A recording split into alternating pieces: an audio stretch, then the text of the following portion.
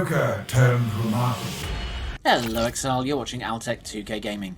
In this video we're going to go over my build guide for the Oni-Goroshi Lacerate Slayer. This build can be played in both SSF and at League Start, although you will have to farm this sword yourself from Uber-Hillock in the Twilight Strand. If you do need to farm this sword yourself, then you can find a guide on how to do this in the description below, and I'll also show it on the end screen at the end of this video. For your convenience, this video is split into multiple chapters. You can navigate these chapters by clicking across the little bars at the bottom of this video. There'll also be chapter markers in the description of the video. Offensively, this build uses Lacerate, which is a melee skill. An off-screen melee skill, but a melee skill nonetheless.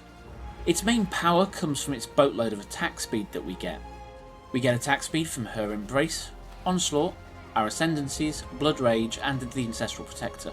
Now, I'm not going to go into too much detail on her Embrace and Oni-Goroshi, as I have a full video on building around this, which I will link in the description and on the end screen at the end of this video. But that's not all, we also have Super Cull, which is the Slayer's 20% cull. On top of this we have the Her Embrace buff from Oni-Goroshi, which gives us ridiculous amounts of damage. We also get approximately 75% chance to crit, with a 450% critical damage multiplier. And we get massive totem buffs because we use both Ancestral Protector and Val Ancestral Warchief. Defensively, this build isn't a pushover either. We use Fortify for a 20% damage reduction. We have 3k per second life leech. Cast when damage taken a mortal call, just in case. We also get 147% increased movement speed, endurance charges, quite a lot of armour, 10% reduced damage while leeching. We're also immune to freeze, ignite, bleed and stun from her Embrace and our Ascendancies. On to the mechanics now, and these are very simple. Drop both totems, start with your Ancestral Protector and then drop your Val Warchief or your Warchief. I suggest saving Val Warchief for bosses. Hit Blood Rage and then destroy everything with Lacerate. Lacerate has two stances. In Sand Stance we do less damage but have a greater area of effect. For this reason most of our clear is in Sand Stance, while boss killing is in Blood Stance, which gives us extra damage. Now Lacerate fires two cones in front of it. If the enemy stood between the two cones, they'll take double damage, so make sure you align your bosses straight in front of you. We also want to ignite at least one enemy to get the Her Embrace buff, which then makes the build extremely damaging. And then to stay alive, we jump around like the Duracell Bunny to gain endurance charges. If you have an awful lot of density, then you want to jump around between Lacerate hits. So jump, hit Lacerate a couple of times, jump, hit Lacerate a couple of times. This will make sure that you maintain your endurance charges and deal optimal damage. Our 6th link, which will be in the Oni-Goroshi, which is 6th link from the beginning of the game, will be comprised of Lacerate, LE damage with attacks, increased critical damage, multi-strike, rage and fortify. On to the Ascendancy now, and we are a Slayer. The Slayer is incredibly good at two things: causing massive damage and surviving via leech and damage reduction while leeching. In normal lab, we're going for Brutal Fervour. This gives us Slayer Leech, 100% max recovery per leech, and 10% reduced damage taken while leeching. This will include the damage from her Embrace. Next we go for Bane of Legends. This gives us 10% more damage if we've killed recently, and 20% more damage with hits and ailments against unique enemies, which is bosses. Next we go for Headsman for the 20% Super Cull. This also gives us 10% increased attack speed if we kill a rare or unique, and 10% increased movement speed on kill. For our last Ascendancy from the Uber Lab, we go for Endless Hunger. This gives us Overkill Damage Leech, 20% increased attack speed while leeching, cannot be stunned while leeching, and unaffected by bleed. Now note that we're stun immune whenever her Embrace is up. However, at the start of a map you will not have her Embrace, so this stun protection while leeching is very welcome. On to the skill tree now, and it looks a bit like this. For Keystones we go for Val Pact. This doubles our recovery of life from Life Leech. It also doubles our maximum life recovery from each leech stack. Now it does have a rather sizable drawback, that life regeneration has no effect. And for this reason I suggest we do not get Val Pact until we've completed the Labyrinth. And that's because Val Pact makes the Uber Trials of Ascendancy extremely dangerous, because if we hit one of those metal can things that shocks you, or slows you, or whatever it does, you will get her Embrace, which will start to take your life down, and you've got no way of recovering it because you can't leech from those things. Now if you do get this first, do have some regrets in your pocket so you can roll it off before running Lab. Our second keystone, which we'll only be using temporarily, is Avatar of Fire. This converts 50% of all our non-chaos damage into fire, and makes us completely unable to deal any kind of damage except for fire. And then for the rest of the tree, we're prioritising life, attack speed, crit and accuracy. Now Avatar of Fire can come off the tree, and save all of the extra pathing that we'll do up here once we get Zoth's Blood Amulet. And if you're in solo self-found, don't worry, Zoth's Blood is a deterministic drop from Zoth. Onto our jewels now, of which we've got 3 socketed into the tree and 1 socketed into our Stygian Vice belt. It's really simple. Prioritise life, attack speed and damage. Fire damage, sword damage, melee damage are all really good choices along with area damage. Now let's go over the skills and you'll see these laid out across the screen. So in our body armour, which is a 5-link with 6 sockets, we want Val Ancestral Warchief, Ancestral Protector, multiple totems, combustion and increased critical damage. In our non-linked slot we want Herald of Ash. We want it unlinked to make sure we don't get any extra reservation. In our boots is our cast when damage taken setup, where we have cast when damage taken, Immortal Call, Assassin's Mark and Wave of Conviction. Assassin's Mark increases crits against enemies and gives us some life and mana back, and Wave of Conviction gives them fire exposure, meaning they take more damage from our Oni-Goroshi hits. In our gloves we go for our aura setup, which is Precision, Blood and Sand, Summon Skitterbots and Enlighten.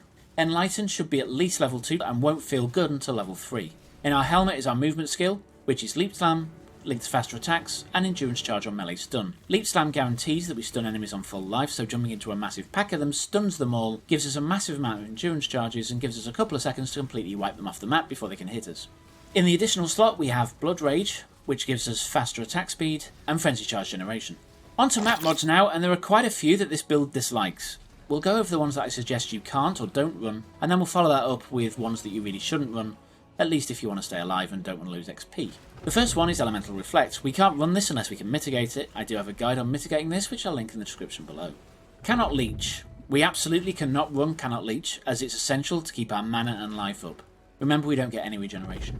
Lower maximum resists is also a death sentence. We increase our resist cap of fire to reduce the amount of damage coming in from her embrace. Reducing this by 7 or 8 can cause massive amounts of extra damage to come into our build, which really isn't nice. And finally, Monster's chance to avoid elemental ailments. Once this is at 70%, it becomes very difficult to get her embrace, which gives us most of our damage for this build. Map mods you shouldn't run now. Less Recovery. At 60%, this is also a death sentence, but the lower levels you can probably still run. Cursed with Elemental Weakness is also really nasty unless your overcap is sufficient to completely get rid of it. Enfeeble and Tempt Chains are awful for lowering your damage and make your leech lower as well. And monsters fire 2 additional projectiles. It's generally a good idea on all builds to avoid this because projectiles are a pain in the ass. Onto the Pantheons now, and we can either go for Soul of Solaris or Soul of Lunaris, depending on what we're trying to do. If we're going against Cyrus and things like that, then we should definitely be on Soul of Solaris, otherwise Lunaris. And for our minor Pantheon we go Gruthkul, although this can be changed as the need requires. For our Bandit Choice, we help Alira. The extra multi, extra resistances, and extra mana regen is very nice on this build. Onto the gear now, and this build uses 3 uniques, all of which have been specially chosen to be deterministic if you're playing solo self-found. The first, of course, is Oni-Goroshi, which is farmed from Uber Hillock in the Twilight Strand. The second is Zoth's Blood, which we can get from Zoth's Domain, and the Crown of the Inward Eye, which we get from killing Cyrus. It seems to be a high chance drop. For everything else we want a rare that has high life, fills any slots, because this build can be incredibly short for intelligence and dexterity, and any resistances that we may need. Now in addition to that on our boots, we do want to get chance to gain onslaught on kill. My boots have a 14% chance to gain it, although most boots will be much lower than this. Now I did drop my boots so they didn't cost me anything. On our body armour, attacks have plus X% critical strike chance is also very nice. Although this is not essential, and I only really got this towards the last day of play. It did increase damage quite substantially, but really not enough if you haven't got the currency. Now as our chest isn't 6 linked, getting this roll cost me about 2 exalts. It is about 10 exalts if it's a 6 link, so it really is helpful that the chest doesn't require a 6 link. Now also because the chest is a 5 link, it's really suitable for solo self-found where getting a 6 link can be a real pain in the ass. For gloves, it's best if you get spike gloves, which gives us the 20% increased melee damage. In addition to this, I also crafted increased damage while leeching, which is also a very nice buff. I've also got life gained on kill, which is rather nice. Now as for the anointment on our amulet, the best in slot is Panopticon. This gives us 50% increased ancestral totem buffs. That means that our ancestral protector, instead of giving us 20% increased attack speed at level 20, gives us 30% increased attack speed. And our Val Ancestral Warchief gives us 47% increased melee damage, which is incredibly nice. And our Ancestral Warchief gives us 27% increased melee damage, which is nowhere near as good as the Val version, but is still very, very nice. For our flasks, we go Blood of the Karui, or a Strong Life Flask, if you're in solo self-found, a Quartz Flask for some small amount of dodge chance, a Quicksilver Flask for movement speed, Lionized Roar for extra melee damage, although this isn't essential and you can go for a Crit Flask instead, and the Wise Oak. If you can't get a Wise Oak, then a Ruby Flask or an Evasion Flask will be very good in this slot. Let's talk a little bit about leveling now, because leveling this build is a piece of cake. First, we use Oni-Goroshi, which we can use from level 1, and it gives us a 6 link, just like a Tabby, but unlike the Tabby, we don't get a detriment to our movement speed. We will use Lacerate from its first availability in level 12 as we enter Mavel's Caverns. Now until that point we can use Frostblade. I do suggest getting added fire at level 8, as we need to get added fire and a source of crit to get her Embrace off the sword, which makes it feel really good. Now I think it's level 10 we can get Precision and Ancestral Protector. We should pick both of these up. Both will be given as a quest reward, so choose one of them and buy the other one from Nessa.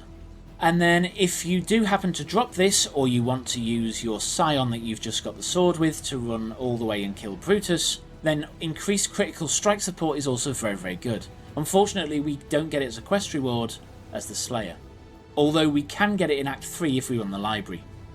Now while leveling, our auras will be slightly different. 3 of them will be the same, but Skitterbots will be swapped out for Defiance Banner. So that's Blood and Sand, Herald of Ash, Precision and Defiance Banner. Do not switch this over until you drop an Enlighten and get it to at least level 2. And it won't feel amazing till you get it to level 3. Okay, so that's sort of the build guide covered. However, let's go over some pros and cons, which are quite important. The pros are, it's got amazing clear, it's got great single target, and it's got a really fast playstyle. Some of the cons now. We take an awful lot of extra damage from her Embrace, which isn't very nice. We also don't get any regen because we take Valpact partially to mitigate the damage from her Embrace. Failing to ignite can be a death sentence. Oni-Goroshi gets all of its damage from her Embrace. Without it, our damage will be low, which means our leech will be lower than usual, and we can easily get one-shot by Cyrus the Conquerors or really heavy endgame bosses. Now because it's a fast playstyle, because you really want to keep her Embrace up all the time and it only lasts 3 seconds, looting can also get you killed. So make sure you clear the surrounding area, don't leave some enemies alive and then start looting, you will get shot. And probably die. And the final con is, because of all the increased damage, you do have to move around a lot. You cannot just stand still with Lacerate or you will die. So it does require some ability to manually dodge attacks. And also manage those endurance charges. You need those up all the time. And that is the build guide. I hope you found it useful. And with that, thank you for watching, and I'll catch you next time.